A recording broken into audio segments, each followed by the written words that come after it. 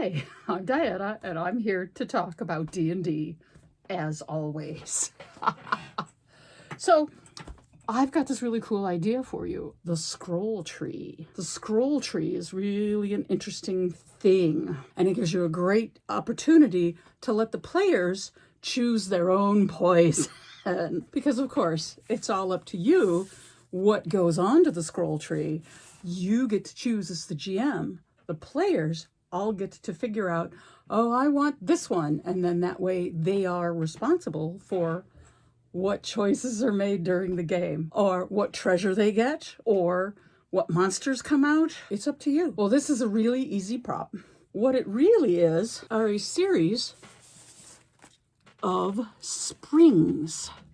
Little wire springs that, of course, are just pieces of wire twisted around a pencil. And then a lot of them all clumped together and rolled into the base is all rolled in. And then you could spread out the roots at the bottom and you can add leaves. I've got a lot of weird leaves. It was a craft project a long time ago.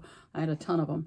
So I've got leaves that I put on there, and then the white part, which are like the white tree of Gondor. Yeah, I know, Tolkien freak. So I put in some white leaves to try and make it fancier. And in my case, I got a nice little base on it. Nothing really, just something sitting around with holes in it that I could punch the tree into. But as you can see, it's just a little bit of craft tape wrapped along and then added in all of the flowers. You can see the whole bunching here so that I can add in all the leaves and the flowers. So in this case, I've color-coded the scrolls because I've got players who are online all the time. I've got a couple in Florida.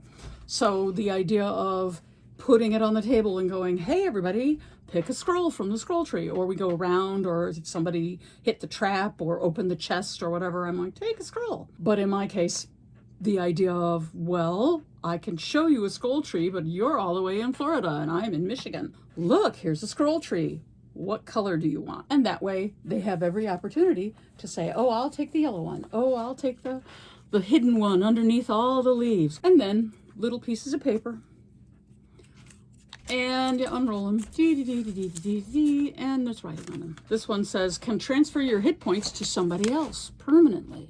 So this was a treasure scroll, the blue one.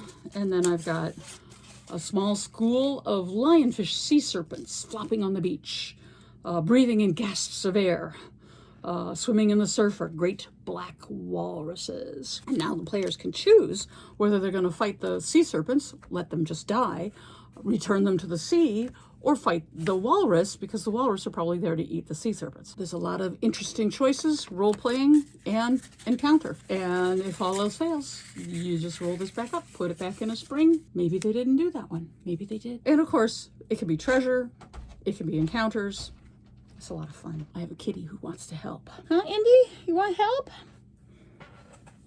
Meow.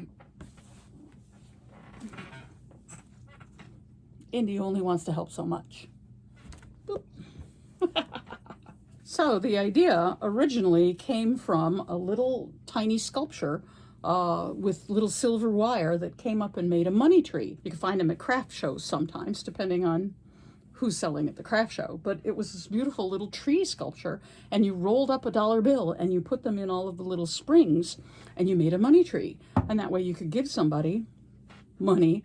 And it was a lovely little sculpture-y sort of thing. And then after a while, you could take the money out and spend it. And I thought, this will be fun. I will use it for D&D, because I always use everything for D&D. Andy likes it. Yes, he's like, oh, let's the ScrollTree. Let's get into that. He's so silly. After you have this long and glorious adventure with all kinds of people, well, after we've split all the treasure, maybe now we can look into something else to do. Well, usually I do the Adventurer's Arch, which is just a little, hey, it's a dungeon crawl, let's go do this. So my thought is, let's do something a little special. Let's have a little bit of a centerpiece.